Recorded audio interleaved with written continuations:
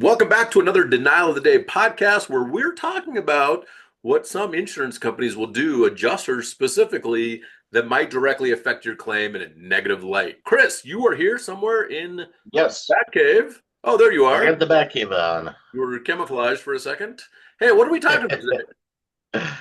Well, today, yeah, we're talking about. We want to continue letting everyone know and inform you about the Unfair Claims Settlement Practices Act here in Colorado, and so Right. we're kind of diving deep into this. And this one, more specifically, that we see this happen a lot too, is about basically misrepresenting the policy. You know how that's a Yeah. violation of the Unfair Claims Settlement Practices Act. Right. So a So, lot of times you might hear your insurance adjuster say, "Oh, that's not covered.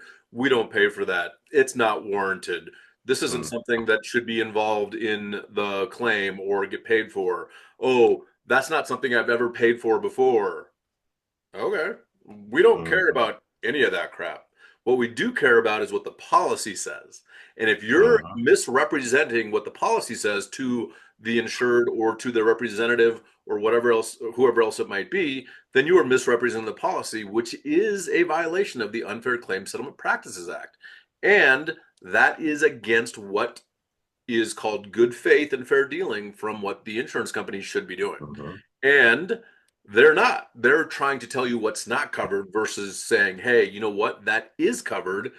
And I think it comes into play with a lot of these corporations, multinational, large corporations being for mm. profit or for lowest possible rates to gain clients. And therefore, they're trying to keep their claims expenses down. Chris, Yeah. what say you, my friend? Yeah, so the biggest thing is we just got to make sure we call them out on this. That's the biggest Right. thing. That's Got to right. let them know, hey, because of this or for whatever reason, your method of repair, I mean, you are definitely misrepresenting the policy. That's a direct violation of the Unfair Claims Settlement Practices Act. And they're all like, oh, okay, I did not know that. Oh, so Yeah, well, dude, you bring up a good point because a lot of times the people that we're dealing with are not 30-year seasoned veterans like they used to be. When I got in the yeah. industry, I used to deal with these GAs, general adjusters, which just means large loss adjusters that work for an insurance company. And they had Hmm. a ton of authority, a ton of knowledge. They understood the process of repairing slash replacing. And now we deal with someone that has been there for maybe 3 to 6 weeks, doesn't know anything except for they're reading off a sheet. Oh, that's not warranted. That's not warranted. Hmm. That's not warranted. Okay, Yeah, who says it's not warranted? Where in the policy does it state that it's not warranted? exactly. I don't So, know. So that's what yeah. we're talking about when you misrepresent the policy as an adjuster to the insured or their representatives. BellatorClaims.com.